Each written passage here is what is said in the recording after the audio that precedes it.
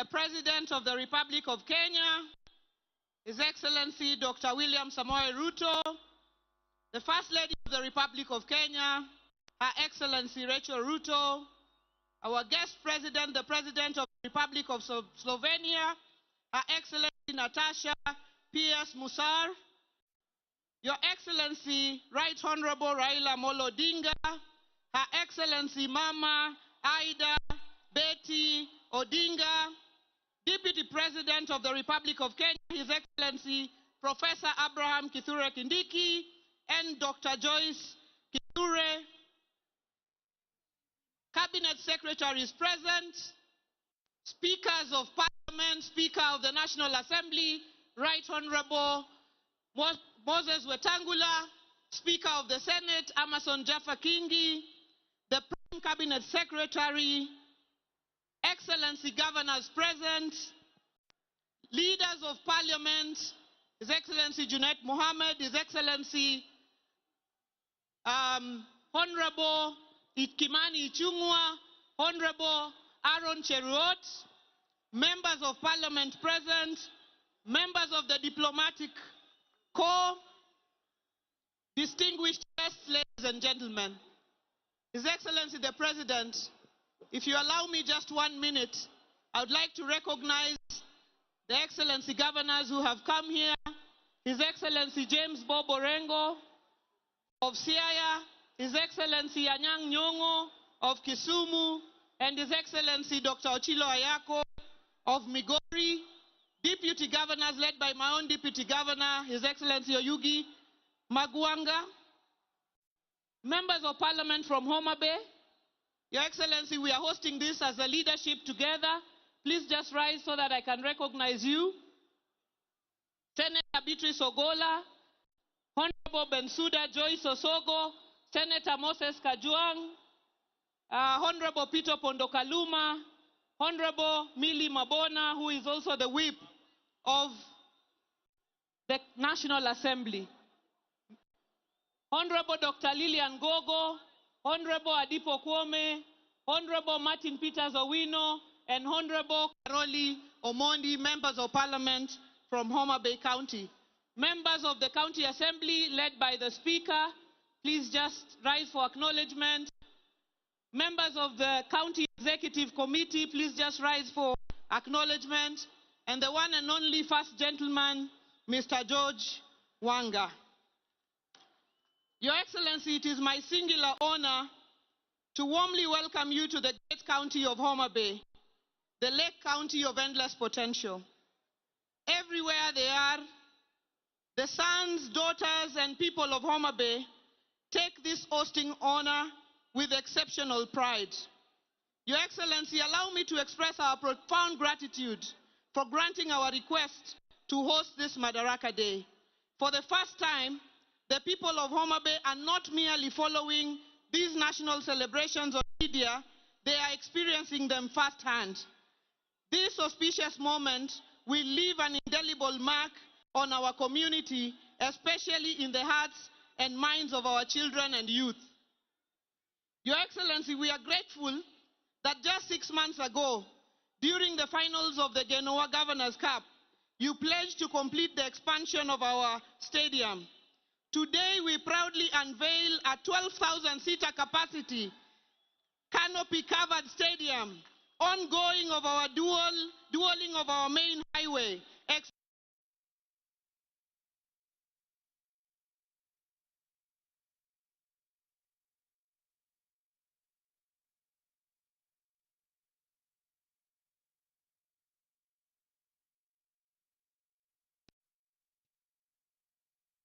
Our name is derived from the majestic Homa Hills and the lakefront, the bay.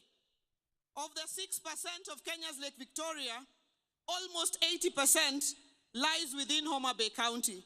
It is a beautiful gem with scenic beaches, beautiful sunsets, breathtaking hills, the Ruma National Park and the rare Roan antelope, Simbi Nyaima and its flamingos, and the beautiful islands of Mfangano, Rusinga, Takawiri, Kiwa, Kibuogi, Ringiti, Ngode, among others.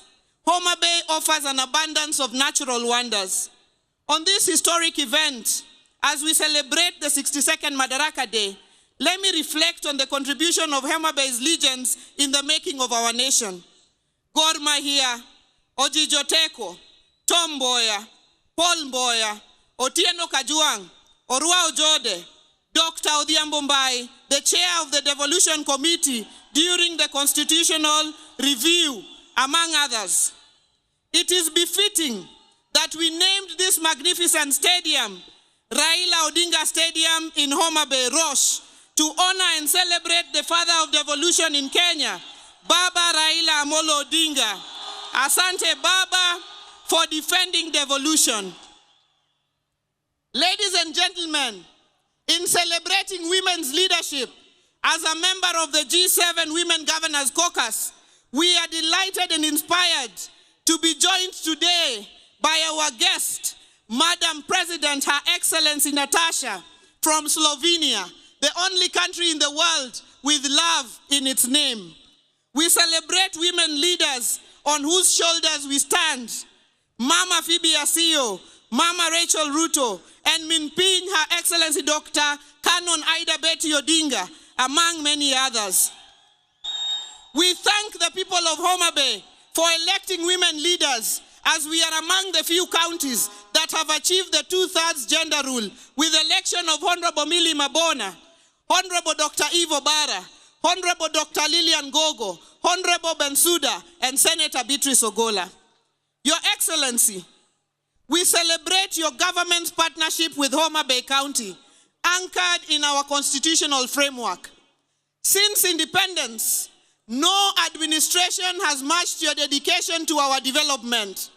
The construction of 10 fresh produce markets in Kijebi, Luanda, Sindo, Mbita, Ndiwa, Rodi Kopan, Kindu Bay, Misambi, Kobodo, and the Homa Bay Fish Market at the lakefront, which you launched on Friday, will economically empower and dignify our farmers and traders. We thank you for approving additional markets in Kadongo, Kosele, Nyangueso, Pala, Sikuadi, and Rangue. Your Excellency, revitalization of the piers in Homa Bay, Kendu Bay, and Bita will foster seamless connectivity across Lake Victoria. In the near future, you will launch the Lake Victoria Public Ferry.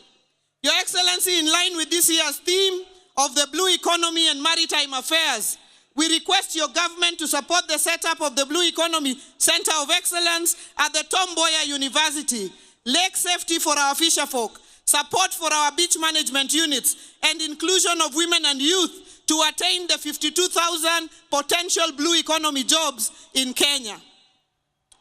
We applaud the commencement of construction of critical road networks, including the Mfangano Ring Road, Rusinga Ring Road, Mbita Sindo Magunga Sori Road, Kadel Kanyadiang Road or the Ojijoteko Road, Rangwe Oboke Nyaburu Road, Rangwe Ndiru Road, Kadongo Gendia Road, Nambakaraboka Diedo Road, the Gor Mahia Ring Road, Wahambla Imbo Road, La Laruga Road. The Gor Mahia, which you launched just the other day. These projects will enhance connectivity and drive economic growth for our people. Your Excellency, as a county, since coming into government 2.5 years ago, we have raised our on-source revenue by over 700%, from 191 million to over 1 billion shillings. Using this enhanced on-source revenue, we are constructing a 5-story accident and emergency block in our Homa Bay Teaching and Referral Level 5 hospital, which will serve as our referral hub, our commitment to a healthier and wealthier county. We are aggressively addressing infant and maternal mortality and combating the triple threat of gender-based violence, HIV, and teenage pregnancies. Your Excellency, following cutbacks in foreign assistance, we call on your government to assist county governments in recruitment, in financing recruitment of healthcare workers and regularization of UHC staff. Showcasing our boundless agricultural potential, according to the KNBS, Homa Bay is the leading producer of fish, sunflowers, sweet potatoes, and peanuts in Kenya. The second largest producer of cotton, and the top 3 millet and sugarcane producer. Not forgetting our sweeted pineapples from Olare in Kochia. The establishment of the Riwa Special Economic Zone and the County Aggregation and Industrial Park in partnership with your government will facilitate value addition, agro-processing, industrial growth, wealth and job creation. The setting up of the fish processing plant by Victory Farms aligns with our vision for private sector partnerships. We call on more private sector players to set up at the Riwa Special Economic Zone in areas of cotton ginning, edible oil processing, sweet potato pelleting, among other value chains. We request your government, Your Excellency, to support us with the horizontal infrastructure at the Riwa SCZ. Your Excellency, we are committed to education. We have built 241 classrooms under a program dubbed Dondoa Kaunda in the last 2 years. Our Fundi Mangula Vocational Training Scholarship, Fins to Swim Scholarship, and bursary program supports over 20,000 beneficiaries every year. We thank all our partners for their support across various sectors. Joturuawa mabor, tokendo wadi mabor. The construction of our new county headquarters in partnership with CPF is now nearly complete, and it will provide a one-stop shop for all government services, complete with a Huduma Center. This project is part of a broader vision to transform Homa Bay into a vibrant economic hub and a gateway to East Africa. We are relocating administrative offices to open up the lakefront for investment, tourism, and hospitality. Our larger vision is to have a Homa Bay city in a decade, the Cape Town of Kenya. Your Excellency, on behalf of the people of Homa Bay, let me thank you for appointing our sons, CS National Treasury, Honorable FCPA John Badi, and the PS Interior, Dr. Raymond Omolo, to critical dockets in your government. Your Excellency, let me celebrate our unity in progress. The success of Homa Bay has been achieved by working together in our quest for development as captured in the ODM 10-point agenda. I thank you, Mr. President, and Your Excellency Baba, for coming together to ensure that no Kenyan is left behind through this broad-based arrangement. This is how we will tackle the challenges confronting us, by having everyone on board the Kenya prosperity ship, the men, the women, the youth, the persons with disability, the elderly, the marginalized, and all 47 counties. As we celebrate 62 years of self-rule, let us recommit ourselves to national unity, progress, and development. In closing, Your Excellency, I take this opportunity to warmly invite you all back to our county for the Devolution Conference in August 2025 and the World Food Day in October 2025. And tomorrow, as we host the Mashebeji Derby for the first time outside Nairobi at this same stadium, the home of Engineer Michael Olunga. God bless Homa Bay County. God bless Kenya. Ero urukamano jothurua. Ero urukamano kuamrua kowelo. Makofi ya Governor tafadhali. Thank you, Your Excellency. Your Excellency, sir, before Her Excellency invites the Deputy President, allow me to give PS Hinga a few minutes to give us an update on where we are with affordable housing. PS Hinga na machache.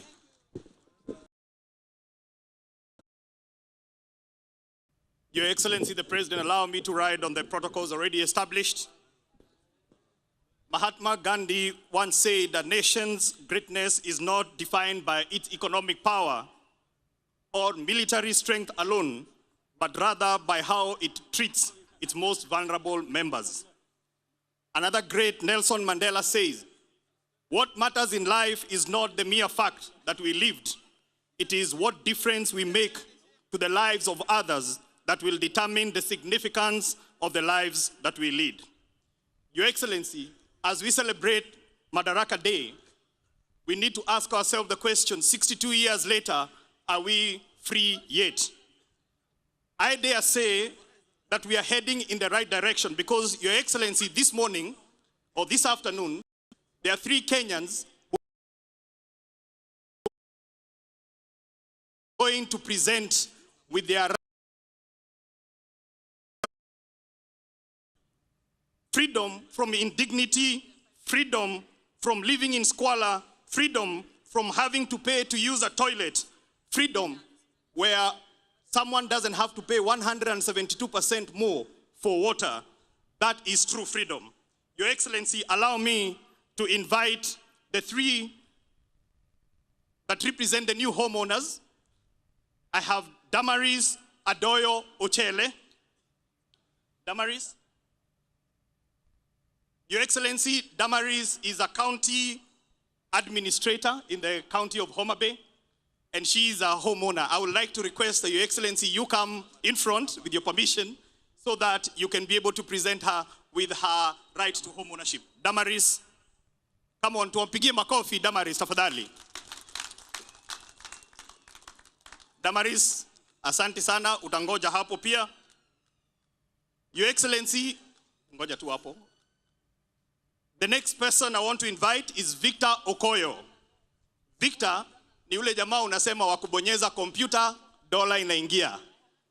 Victor is also able-bodied differently, and that means, Your Excellency, that we are still taking care of the most vulnerable people in our society. Victor is a new homeowner. Thank you so much. Makofi kwa Victor. Last but not least, we have Helen Osala. Your Excellency, that face I'm sure is familiar because Helen Osala is Mama Samaki. She is one of the ladies that had the pleasure of cooking for you fish the other day. She is a true testament of what you talked about bottom up. When you talked about you're going to build serikali na mama mboga na watu wa boda boda. Asante sana for dignifying Helen.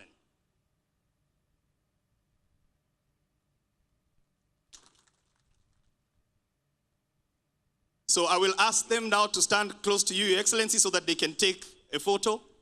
These are the 3 new homeowners that represent majority of the growing list of new homeowners. Your Excellency, we have changed the tune from freedom is coming tomorrow to freedom is here. Let's celebrate Madaraka Day for majority of Kenyans who are new homeowners. Thank you. God bless this great country.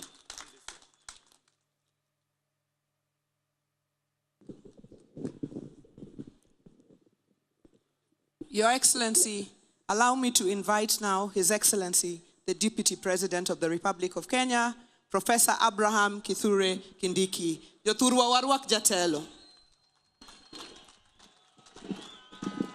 Mheshimiwa Rais, allow me to ride on the protocols which have already been laid out. Mheshimiwa Rais, naomba kwa heshima kubwa, kabla sijakualika kwa sababu leo tungetaka tukusikie, naomba niambie wananchi, Rais ameniuliza kwa heshima nimsaidie kwa kumuita rafiki yake, kiongozi wetu ambaye ni mwanasiasa ambaye amekuwa na ushawishi mkubwa sana katika siasa zetu za Kenya. And therefore, I feel greatly honored to request with a lot of humility His Excellency Raila Amolo Odinga to say jambo before I can invite the President.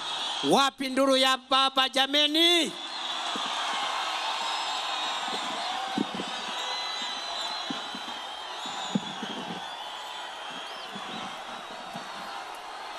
Haya.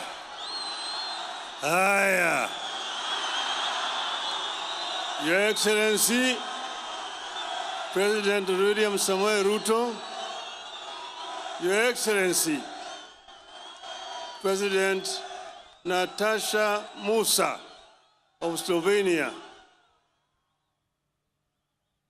the diplomats who are here, distinguished guests, ladies and gentlemen, hamjambo, hamjambo, Jothurwa, Umor, Will, Ushiek.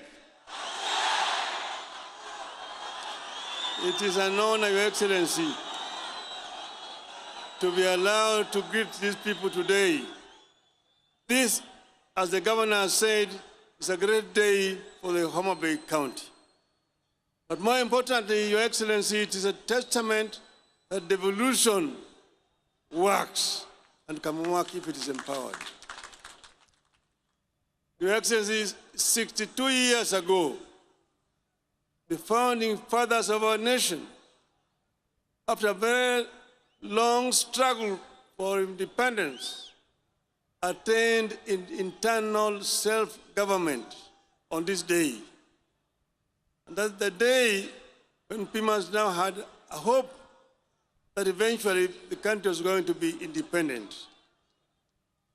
They went on further to coin the Kenyan dream in our national anthem. You'll find it in several stanzas of our national anthem. The first one which says, Lord, bless this land of ours. Justice be our shield and defender. May we dwell in liberty, peace and liberty, and plenty be found within our borders. That meant that first, they want us to live in peace. And peace is just not the absence of war. Peace means that somebody has also got food to eat.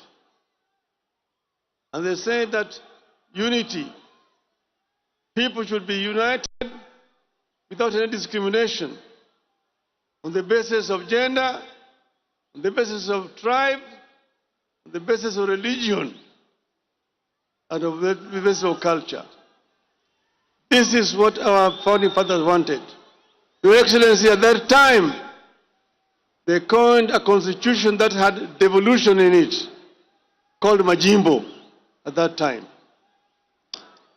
Over the years, Your Excellency, there were changes. Eventually, when we struggled, we brought back devolution in our constitution. This devolution, Your Excellency, has had several challenges.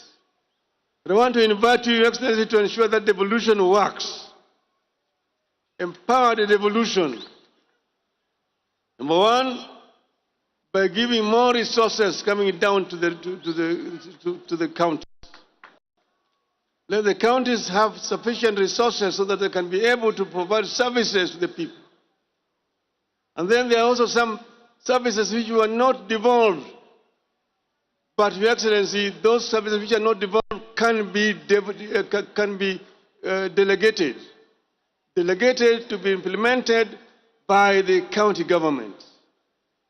But, Your Excellency, I want to plead with you, do not resurrect provincial administration.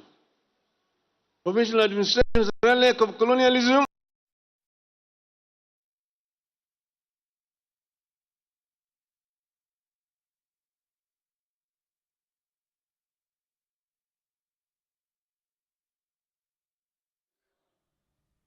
And then they are also going to be supervised by other institutions. We want also our members of parliament to continue to do their work effectively by representing, legislating, and oversighting the national government, but allow the development to be done by the county government themselves. Your Excellency, if we do this country is going to develop at much faster rate.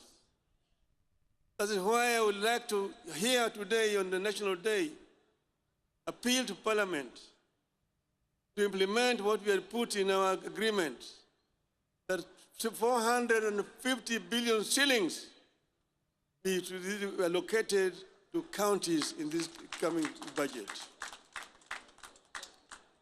Finally, Your Excellency, you've had several challenges. We have had a lot of issues. 2 years ago, we were on the streets. And even last year, they were on the streets, the Gen Zs. I saw that during the prayer breakfast recently this week, there was apologies that were being made. The speaker and yourself, which is wonderful as a first step to reconciliation.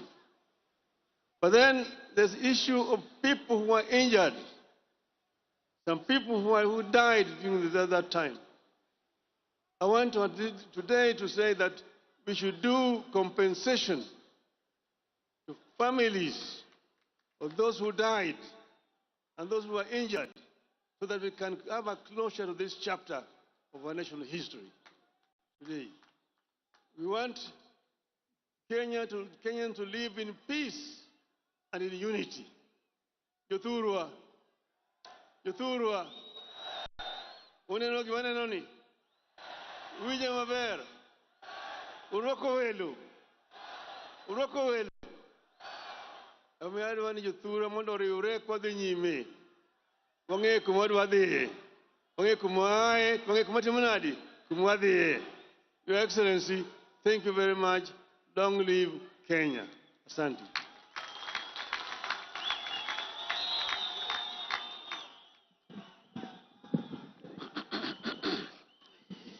Your Excellency, before I invite you, allow me just to say this in a minute. That this generation owes the generation that fought for the political freedom of Kenya, the debt of fighting for the economic freedom of our country. As you lead us, Your Excellency, I am satisfied that we are on a course of paying the historical debt of our forefathers who fought for the freedom of Kenyans to govern their own affairs and to rule themselves. We are paying that debt by ensuring we also provide economic freedom to Kenya and its people. Number two, Your Excellency, in that journey, I am equally persuaded that we as a country, and with you as our leader, we are also creating a more inclusive Kenya. From an economic standpoint, for a long time, the investment of national resources, especially in supporting the value chains from where the majority of our people derive their income, those resources have sometimes forgotten certain sectors.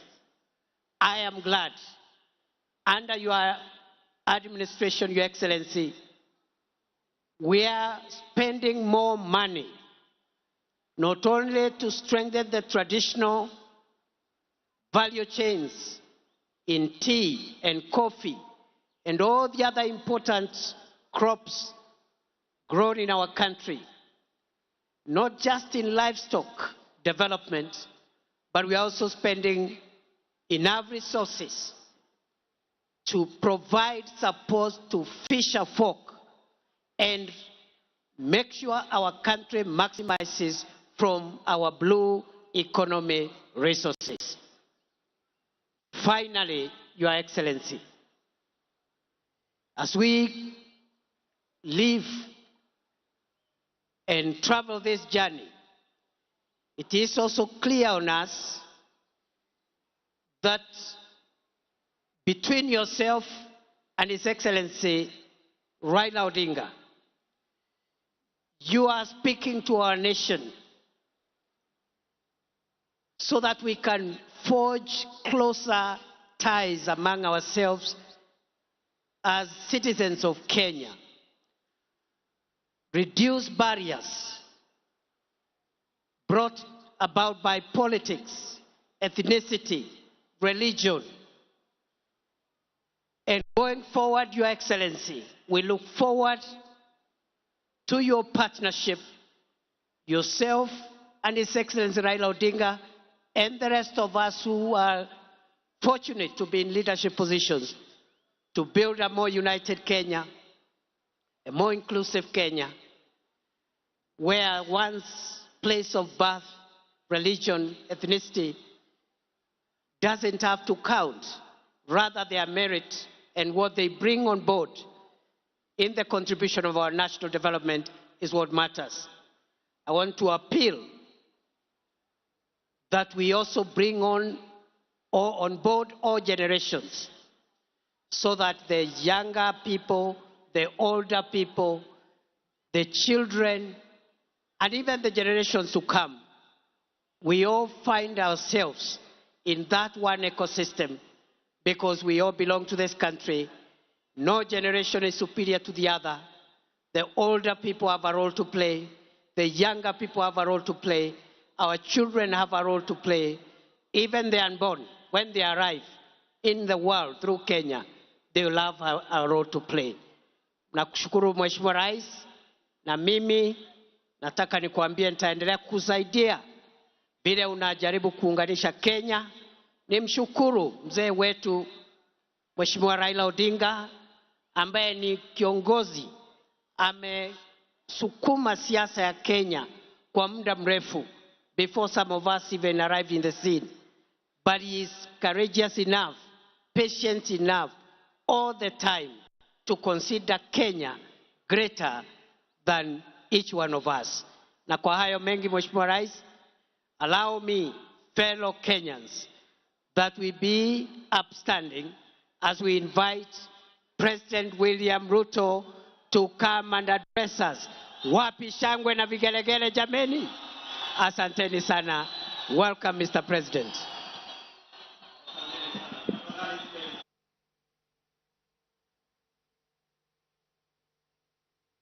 Your Excellency, President Natasha Pirsi Musa from Slovenia, our special guest in this 62nd Madaraka Day here in Homa Bay. Your Excellencies, honorable members, distinguished guests, ladies and gentlemen, the great people of Homa Bay and Kenya, hamjambo. Homa Bay hoye. Amoso u jodurwa.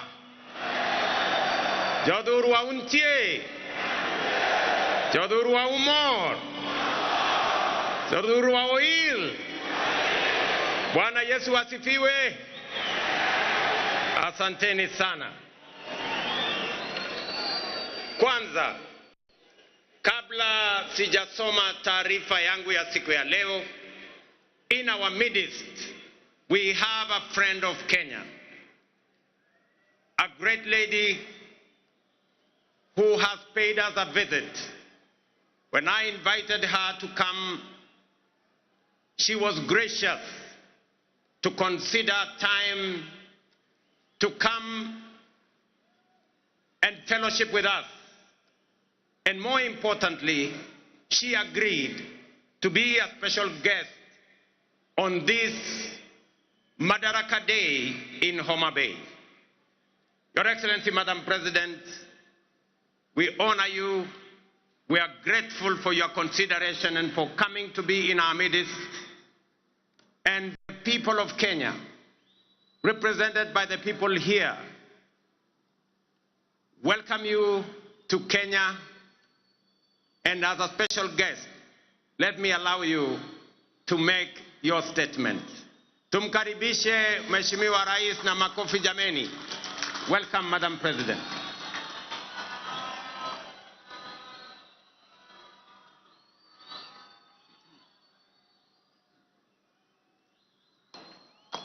Hello, everybody. Dear Mr. President, distinguished guests, and above all, people of Kenya, I stand here before you, deeply honored by the privilege that Kenya, a proud and powerful nation of the African continent has bestowed upon me to address the Kenyan people on behalf of the people of Slovenia. I stand before you, humbled yet proud of how warmly Slovenia has been received and of our shared desire to see the cooperation between our two countries flourish. 62 years ago, the Kenyan people wrote a pivotal chapter in history. Madaraka Day, the day Kenya gained the freedom of self-government, marked the day Kenya finally secured the right to shape its future. An arduous journey came to an end. The days when foreign settlers drove the Kenyan population from fertile land and forced them into poorly paid labor are long gone, but they will never be forgotten. For the struggle for the independence was anything but easy, and it came at a heavy cost. Of course, the Kenyan people know only too well that history is not just about facts. It is also about preserving and developing the fundamental values that ensure the survival of a nation. Values that strengthen its identity and, above all, its unity. Jomo Kenyatta, the man who led Kenya to independence, recognized this. He also knew that Kenya's unity alone would not be enough to secure a bright future of Africa. Africa must also unite. A strong Africa, ladies and gentlemen, means a strong Kenya. In this context, we must recall another milestone anniversary. The year 1945 not only marked the end of the Second World War. That year, 80 years ago, the Pan-African Federation was created. The founders of the Federation, including Jomo Kenyatta, sent a clear message to the world. 700 million people living under colonial rule and without rights had had enough. They demanded their place under the sun. One by one, former colonies became sovereign and independent states, but the idea of African unity never faded, least of all in Kenya. What better proof of this vision than the most important project in African history to date, the creation of the African Continental Free Trade Area in 2018. Kenya was among the first countries to ratify the founding treaty. Mr. President, ladies and gentlemen, the lessons of the past shape our vision of the future. In the 1960s, the world experienced a wave of decolonization. Yet in many ways, colonialism, and if I may say so, a condescending attitude towards the newly independent states did not just cease to exist, but there was a way to build self-confidence and assert oneself on the world stage. My generation, ladies and gentlemen, grew up in former Yugoslavia. We still remember the non-aligned movement of the Cold War era, a large and respected group of countries, including Kenya, that defied the interests of the superpowers and former colonial powers. That spirit of non-alignment was vital then, and it remains relevant today. We live in a world where both old and emerging powers are yet again shaping the world before our eyes. All the rest of us, the smaller countries, must not just passively observe these developments. We must ask ourselves, what about us? Are we ready to raise our voices? And Mr. President, we are ready. Both our countries are preparing for the future, and we have chosen the right path. Sustainable economic growth, protection of rich biodiversity, a strong will to keep pace with rapid scientific development, a commitment to multilateralism, to international cooperation and tackling common problems. These are the values that unite us. As you know, Slovenia is currently serving as a non-permanent member of the United Nations Security Council. Our diplomats take their role seriously and responsibly. They speak out whenever injustice is done to people all over the world, whenever innocent lives are lost. Kenya, too, brings a rich, in many ways unparalleled experience in multilateralism. The international importance of the country is reflected in the fact that several United Nations agencies are based here. Both our countries believe in multilateralism because peace, justice and prosperity should not be the privilege of some at the expense of others. We are, after all, an international community, and in a community we look out for one another. And in a community, solidarity matters.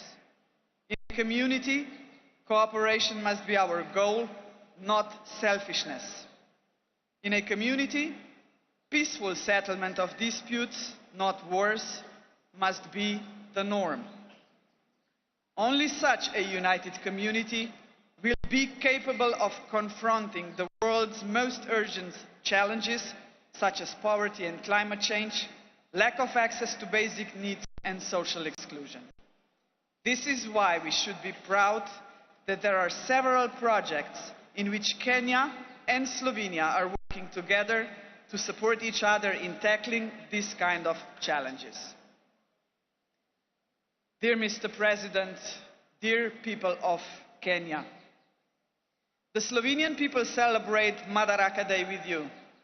We are a young country, but we too have our own story of struggle for independence. We celebrate with you because we are both proud and confident nations, nations that revere the past yet look firmly to the future. We must not be discouraged by the troubled world in which we live. We should look for opportunities that lead to a strong economy, scientific progress, innovation and environmental protection. Unity and determination have brought us this far. They will take us even further. As late Kenyan and African literature giant Ngugi wa Thiong'o had said in his Dreams in a Time of War, believe in yourself is more important than endless worries of what others think of you. Value yourself and others will value you. Validation is best that comes from within. Happy Madaraka Day. Asante sana.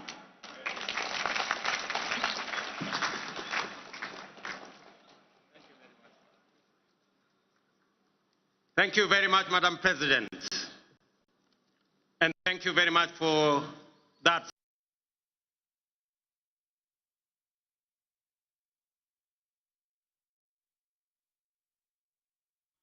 In this county of limitless potential, Homa Bay, it has been 62 eventful years since we took this historic step towards full independence through our hard work, determination, and self-belief. We have defied odds, surmounted challenges, triumphed over adversity, and emerged as a modern democratic state whose government and economy are energized by the restless ambition of confident citizens. Our forefathers knew, as we do, we, the people, are the foundation, the pillar, and the engine of the nation, and that only we can do the work of building a world. Understand keenly that this country is our home, we have no other. This is why we go Wherever they go all over the world, Kenyans never forget their homeland and vigorously contribute to nation building. We are acutely aware that although we have given a decent account of ourselves since the first Madaraka Day, we are quite far from where we ought to have reached. It is time for us to reflect on the state of our collective self-belief as a people, because without it, we lose all the opportunities that come with Madaraka. We all know that Kenya is not short of imaginative strategies and bold visions. In fact, so good are some of our plans that other countries have successfully implemented them and achieved impressive progress. Our biggest problem has always been one of implementation and execution. The faith to believe in our plans for change, the courage to execute, and the patience and focus to get it done. Some do not believe that we deserve the good that comes with positive change. Others think we are too poor or even in the wrong part of the world. Yet still, others do not want to see changes that benefit or make life better for everyone. Today, ladies and gentlemen, I want to persuade the doubters that no one else is going to bring change except us. And the only way to build the Kenya we want is by embracing change, however uncomfortable it may seem at first, and that we must possess the self-belief individually and collectively to approach our tasks boldly, confidently, and with determination in order to deliver new, more and better, sooner rather than later. Ladies and gentlemen, over 2.5 years ago, we embarked on an ambitious journey of national renewal powered by the bottom-up economic transformation agenda and rooted in the will and sovereign consent of the people of Kenya. Bottom-up is not just a mere slogan. Today, it is a lived reality for millions of Kenyans, transforming lives and reshaping destinies across the country day by day. This agenda is the expression of a deeper yearning among Kenyans to take control of their own fate and break free from a long history of hopelessness, dependence, and exclusion. This renewal of our commitment to deliver on the fundamental mandate of Madaraka is inspired by the enduring spirit of self-determination through which we vow to give ourselves not only what was denied us during colonialism, but also what every citizen and every human being deserves. That is liberty, dignity, security, and opportunity.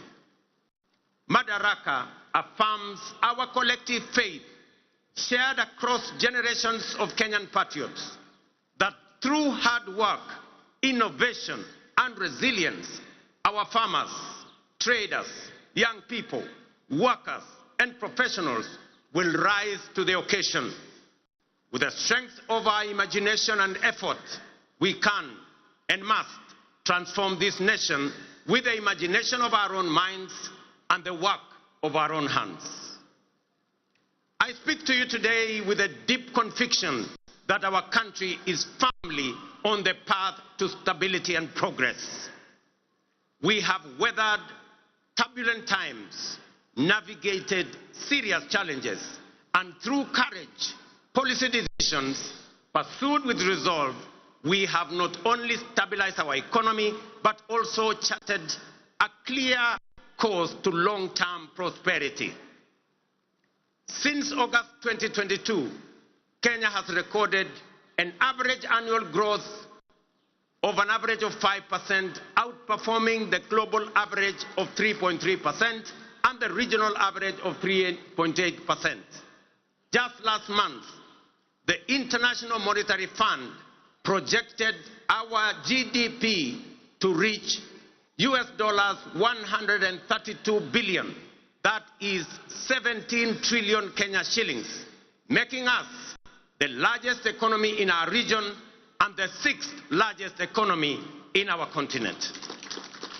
At the same time, inflation has declined sharply from 9.6% in October 2022 to 3.8% in May this year, well below our target of 5% and bringing welcome relief to households and businesses.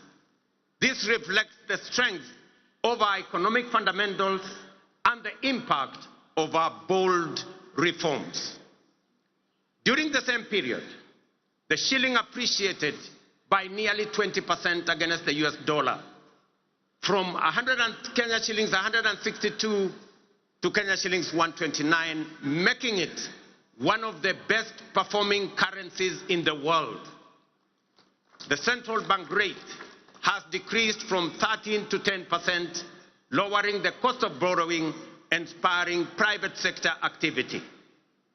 Additionally, our foreign exchange reserves now stand at US dollars 10 billion, extending our import cover from 2.5 to 4 months. Ladies and gentlemen, the affordable housing program stands as a powerful symbol of the socio-economic transformation underway across Kenya. Last week, I had the privilege of handing over keys to the first 1,080 social housing units in the new Mukuru estate in Nairobi. As I said then, while it was a life-changing moment for the new homeowners, it was equally one of the most profound and consequential days in my political career to witness how a deliberate government policy can uplift lives, restore dignity, and offer hope to communities that have long lived on the margins of our society. Vulnerable, forgotten, and neglected. It also marked a proud milestone for Kenya and demonstrated that ambitious national programs can be successfully implemented to deliver tangible benefits to ordinary citizens and fundamentally reshape our understanding of meaningful change. To see families move from the hardship of overcrowded slums to the relative comfort of permanent homes, complete with electricity, running water, and clean cooking gas, was a powerful reminder of what pro-people policies can deliver and the great things we can achieve together when we focus our thoughts and energy on possibilities and action rather than obstacles and doubt. A little over 2 years ago, many were skeptical when we said that ordinary Kenyans can begin owning homes through a rent-to-own model using the same amount they pay in rent. Today, that bold promise is being fulfilled. We saw the joy of Cherusha Mudhoni, a mother of 3, grandmother of 4, and second-hand clothes trader from Mukuru kwa Ruben as she stepped into her new home. Here in Homa Bay County, the county of limitless opportunities, just 2 days ago, I had the pleasure of handing over keys to the first occupants of 110 affordable housing units at Boma Yangu Housing Estate right here in Homa Bay. Among the new proud homeowners, some of whom are with us here today, were Kennedy Otieno Odede, a border writer, Helen Atieno Osala, a mama samaki at the new modern fish market here in Homa Bay, Geoffrey Othiambo Nyasuda, a Jua Kali fabricator, and Vincent Ocheng Onyango, a security guard. The journeys of new homeowners like Cherusha Mudhoni in Mukuru, Kennedy Odede here in Homa Bay, and thousands of others across the country from the dehumanizing squalor of informal settlements to the security and pride of permanent homes, stand as a powerful testament to the transformative promise of bottom-up empowerment. They prove that with vision and resolve, courage and conviction, we can lift even the most forgotten among us into lives of dignity, hope,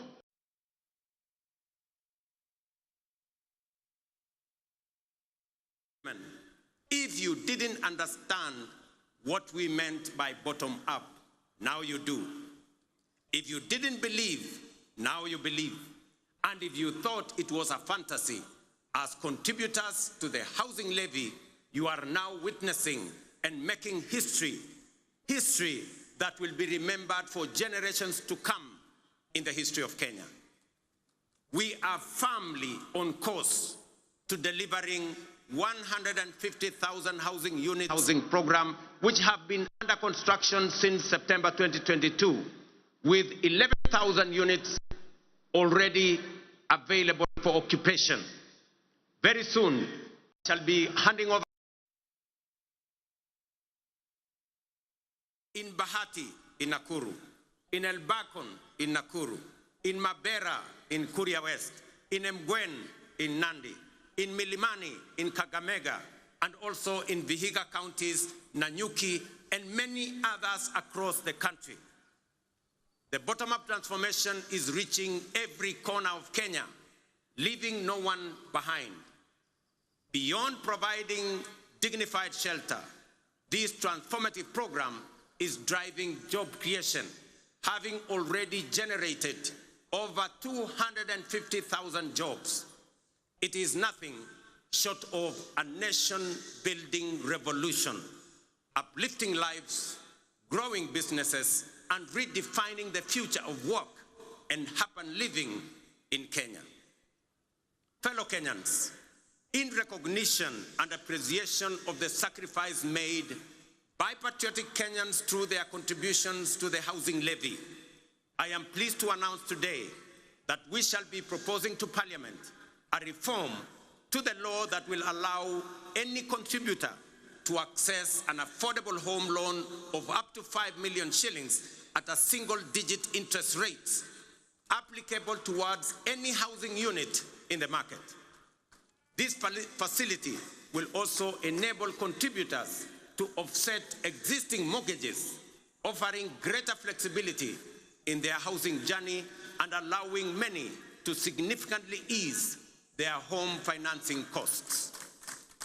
These reforms will ensure that every shilling contributed to the housing levy works for the contributor, whether through access to affordable housing, home loans, or mortgage relief. Ladies and gentlemen, word is beginning to get out throughout the nation that SHA is working, by which citizens mean that the transition challenges and teething problems are now behind us, and universal health coverage is now serving Kenyans and leaving no one behind. Since the rollout of Taifa Care in October 2024, 23 million Kenyans have so far registered with the Social Health Authority, a resounding vote of confidence in our reformed healthcare model. We are now recording an average of 50,000 new registrations every day, a clear testament to the fact that Kenyans have embraced a system designed to guarantee access to quality, affordable, and dignified healthcare for all of us. In just 8 months, SHA has disbursed Kenya shillings 43 billion in claims to facilities, with 4.5 million Kenyans having received treatment fully covered by SHA since its inception. For the first time in Kenya's history, under SHA, citizens can access free emergency services in all facilities funded by the government through the Emergency Critical and Chronic Illness Fund. This groundbreaking reform is eliminating the burden of mandatory deposits demanded by hospitals especially during emergencies. To sustain this momentum, the government has allocated sufficient resources to fully fund primary health care services. Every registered Kenyan can now access care in public and SHA-contracted facilities at no cost. Taifa Care is universal in both word and deed. These healthcare services deliver transformation goes beyond the magnitude of numbers or of new beneficiaries to real impact on citizens.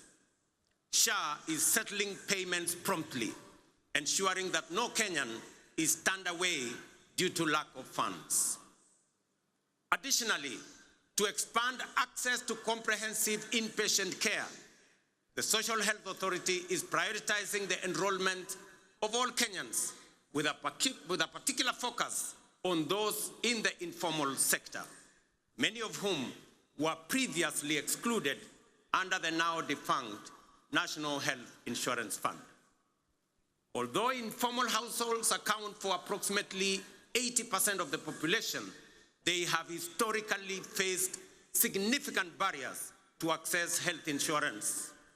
So far, 1.7 million informal sector households have successfully enrolled and paid for social health insurance, a record achievement representing the highest number of informal sector enrollment in a single year in the history of Kenya. To address persistent challenges such as irregular premiums and other contributions among informal sector workers, we are introducing an innovative and inclusive payment solution called Lipa Sha Pole Pole, or Lipa Sha Mos Mos. This initiative enables Kenyans to remit their annual SHA contributions through flexible, manageable installments, whether monthly, weekly, or even daily, based on their financial ability. It ensures families maintain continuous health coverage without financial strain, while simultaneously promoting the sustainability of the health insurance fund. Lipa Sha Pole Pole has been made possible through a strategic partnership between the Ministry of Health, the Ministry of Cooperatives and MSMEs, mobile network operators, and financial institutions through the Hustler Fund. The system is simple and accessible to citizens. Citizens can dial *147# and follow the prompts to enroll and begin their contributions immediately. In addition to enhancing access to health insurance, we have prioritized the availability of essential medical equipment in public health facilities, moving away from the previous managed equipment services model, which placed maintenance and service delivery responsibilities solely on county governments. We have adopted a more efficient approach under the National Equipment Supply Program. Under this new model, the national government, working in collaboration with county governments, engages directly with equipment manufacturers and suppliers to deploy critical medical equipment based on county-specific needs. Payments are made on a fee-for-service basis aligned with the gazetted SHA tariffs. This output-based financing mechanism ensures that facilities are reimbursed only for actual services rendered, thereby enhancing accountability and guaranteeing the availability, functionality, and quality of medical services across public health institutions in our republic. I urge every Kenyan to take charge of their health by enrolling with the Social Health Authority so that together we can end the heartbreaking cycle where families are forced to auction their livestock, sell their land, or part with their life's possessions just to afford medical care. No Kenyan should choose between life-saving treatment and their dignity.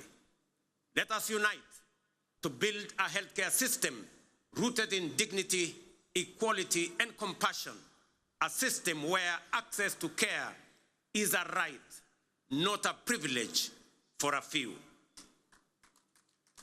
Ladies and gentlemen, you will agree with me, fellow Kenyans, that the remarkable progress we are making in both affordable housing and Taifa Care has been made possible by the solidarity, trust, and commitment with which Kenyans have participated in and contributed to the realization of radical positive change on an unprecedented scale. The evidence before us of real progress with real impact on people's lives should encourage and inspire us to do even more together with greater confidence and to turn Kenya into the country we all aspire to belong. I extend my deepest gratitude to millions whose housing levy contributions are restoring dignity to fellow citizens who may never have had a dream of owning a decent home.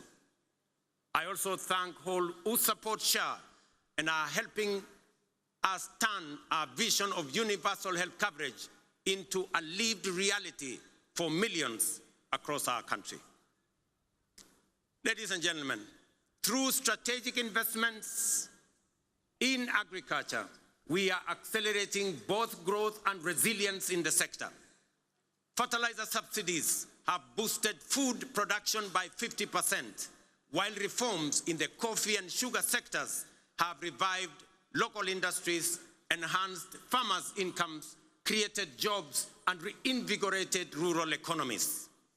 Today, milk farmers are earning an average of 50 shillings per litre, up from 35 shillings 2 years ago. Coffee farmers are now earning up to 150 shillings per kilo, a remarkable increase from an average of 65 2 years ago.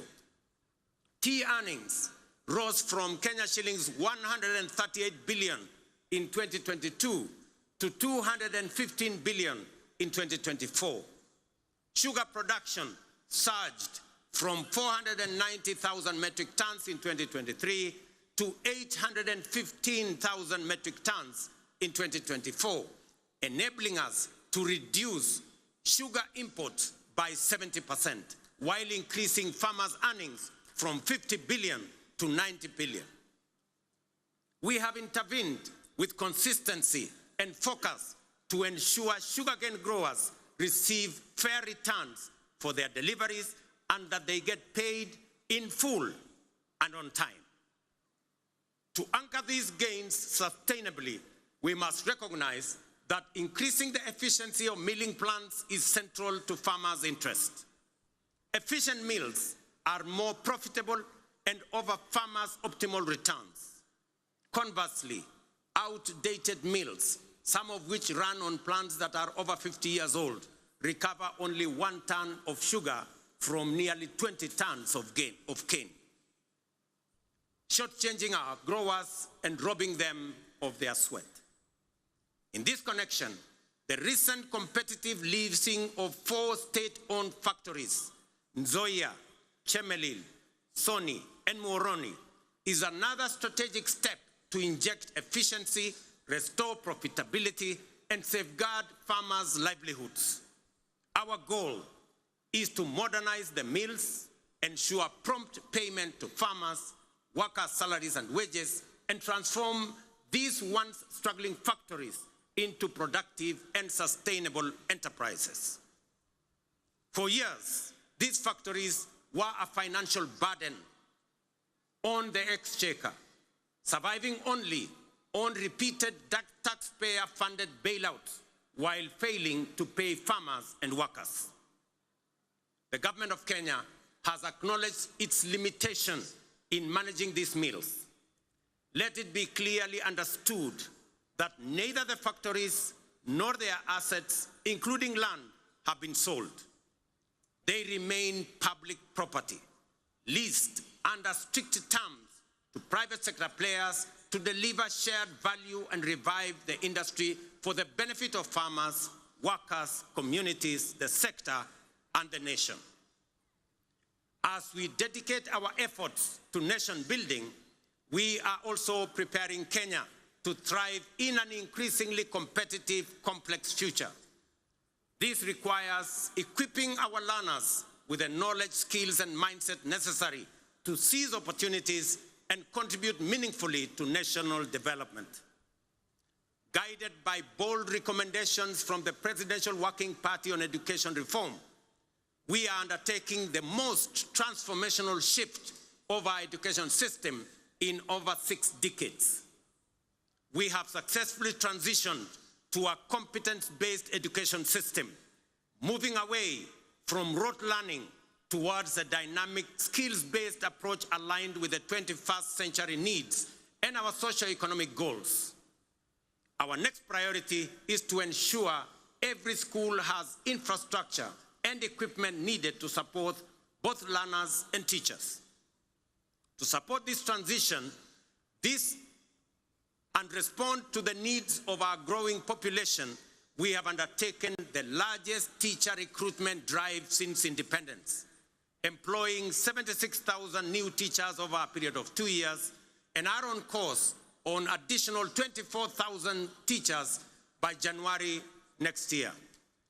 We also have built more than 23,000 additional classrooms, easing pressure on existing infrastructure and shielding teachers and learners from the burden of overcrowded classrooms.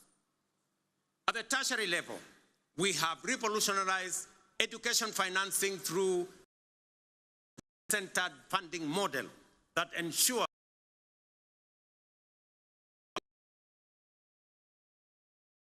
learners. Today, students from poor families get up to 90% of government scholarships, with parents paying only a nominal fee. In recognition of the transformative power of technical and vocational education and training in tackling pressing socioeconomic challenges such as skills gaps and actively scaling up investment in technical training. TVET colleges enrollment is set to grow fourfold from 500,000 last year to 2 million, equipping a new generation of knowledge needed to drive Kenya's innovation and economic competitiveness. Ladies and gentlemen, to further empower ordinary Kenyans and small businesses with affordable credit, the Hustler Fund has supported over 25 million borrowers, disbursed 70 billion, and mobilized 4.5 billion in savings. It has also introduced a revolutionary credit rating system that is transforming access to finance for millions who were previously excluded from the formal financial system.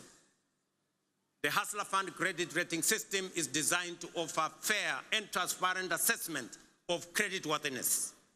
It serves as an alternative form of soft collateral for individuals at the base of our economy, the historically excluded majority who lack access to formal financing guarantees such as payslips, title deeds, or other traditional forms of collateral. To date, over 4.5 million beneficiaries with strong credit scores have been qualified for increased loan limits. Notably, 400,000 of them are now eligible for loans of up to 150,000 without any other collateral except their credit score, bringing them into direct engagement with commercial banks. This effectively integrates them into the mainstream financial system, unlocking greater economic opportunities for them. As part of this financial empowerment program for those at the base of our economy, I am pleased to announce that in recognition of the immense potential of our young people, their critical role in the economy, and their capacity for creativity and innovation, the government of Kenya has partnered with the World Bank to roll out the 20 billion National Youth Opportunity Towards Advancement Project, commonly known as NYOTA.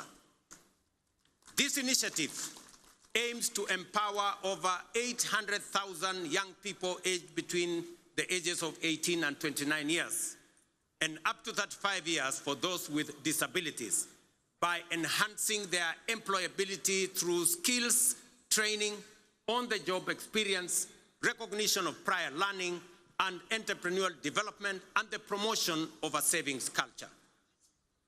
The Nyota project leverages the Hustler Fund platform and has already attracted over 1 million applicants for its business support component.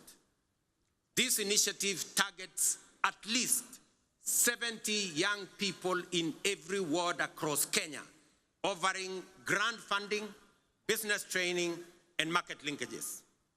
We have committed 5 billion Kenya shillings in grants to support 100,000 young people. Each will receive Kenya 50 shillings grant in seed capital to start their entrepreneurial journey by August this year. I am equally pleased to report to the nation that effective this week, we will commence the nationwide rollout of Climate Works, a bold and ambitious initiative aimed at engaging over 110,000 young people across the 47 counties in meaningful work that strengthens their nation's resilience, beginning with informal settlements. Launched last year in Nairobi, the program has recorded significant success and is now being expanded to the remaining 46 counties. Structured as a social protection program, Climate Works will engage youth to deliver vital public goods, including the construction of roads, the planting of trees, and the improvement of environmental sanitation within their localities. Through Climate Works, we are not just offering a paycheck for today. We are providing financial relief and a bridge to future opportunities, enabling young people to pursue their next steps, whether in launching a business, furthering their education, or stepping into long-term employment. So vijana wa Homa Bay, mujipange kuanzia next week. Ile ilikuwa inaitwa kazi mtaani, sasa itaanza Kenya mzima, na vijana 110,000 watapata nafasi ya kushiriki katika kazi hiyo. Ladies and gentlemen, the blue economy is a central pillar of the bottom-up economic transformation agenda with vast potential for job creation, food security, revenue generation, and rural development. Many nations have leveraged their marine resources for prosperity. It is time for Kenya to do the same.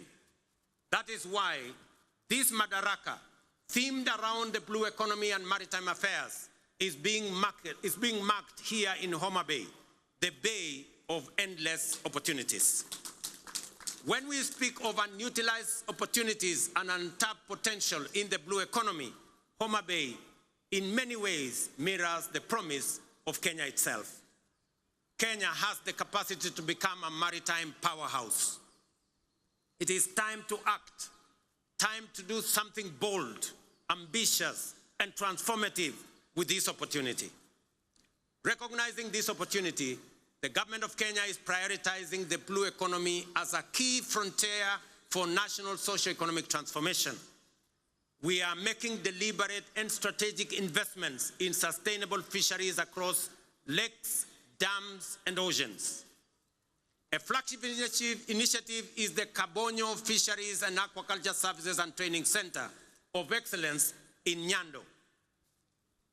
Once operational, it will produce 7 million fingerlings quarterly to restock Lake Victoria and drive research, training, and innovation. The facility will house a Nile Perch Innovation Center, an Aquaculture Resource Center, and the Kenya Fishing School, positioning Kenya as a regional aquaculture leader. Similarly, the Sagana Aquaculture Center is being modernized to serve as a national breeding hub to warm water species like Nile tilapia and African catfish. These initiatives will boost aquaculture productivity, improve nutrition, and expand livelihoods aligning with Kenya's Vision 2030 and the bottom-up economic transformation agenda to expand fish farming into arid and semi-arid regions. In Mount Kenya's highlands, the Kikanjo Drought Hatchery is being upgraded to resolve issues like fingerling shortages and high costs, ensuring trout farming remains viable in cooler regions. At the coast, the National Mariculture Research and Training Center in Shimoni, under the Kenya Marine and Fisheries Research Institute, is cultivating maritime species like milkfish, mud crabs, seaweed, oysters, and prawns. This initiative aims to create jobs and improve livelihoods for about 200,000 people across 5 coastal counties. The development of Liwatoni and Shimoni fishing ports will further expand deep-sea fishing capacity to 24 vessels, fully unlocking our maritime potential. We have completed 7 modern fish landing sites on the Indian coast and 3 on the shores of Lake Victoria. Additionally, 5 more landing sites are under construction in the coastal counties of Kwale, Mombasa, Kilifi, Tana River, and Lamu at the cost of Kenya shillings 1 billion. Due for completion by September this year. 9 new landing sites are also planned around Lake Victoria, in Kisumu, Busia, Siaya, Migori, and Homa Bay, with a budget of Kenya shillings 1.5 billion. To strengthen the fisheries value chain, we are also building modern fish markets with cold storage and hygiene facilities. In the coast, markets are being constructed in Likoni, Malindi, and Kibuyuni. In Turkana, we are developing markets in Kalokol and Lowerangak, alongside fully equipped landing sites in Kalokol and Loyangalani. Collectively, these investments aim to cut post-harvest fish losses, currently estimated at between 30% and 40%, and create new economic opportunities for women and young people. The blue economy currently contributes 36 billion to our economy, which is only 0.6% of our GDP, but has the potential to contribute Kenya shillings 400 billion through both capture and culture fisheries. To meet this rising demand and ease pressure on wild stocks, we are promoting cage farming in Lake Victoria. As of 2024, over 4,000 cages have been established in Kisumu, Siaya, Homa Bay, Migori, and Busia, producing 12,000 metric tons annually, mostly of Nile tilapia. Ladies and gentlemen, over the past 2.5 years, we have constructed 1,800 kilometers of new tarmac roads and maintained over 134,000 kilometers, surpassing our targets, unlocking markets, empowering rural communities, and supporting key sectors such as agriculture.